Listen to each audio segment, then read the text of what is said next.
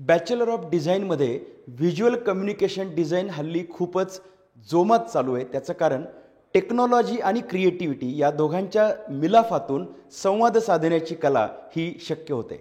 या अभ्यासक्रमामध्ये आहे animation, photography, videography, graphic design, web design या संदर्भातील अभ्यास हा या पदवी अभ्यासक्रमात शिकायला मिळणार आहे।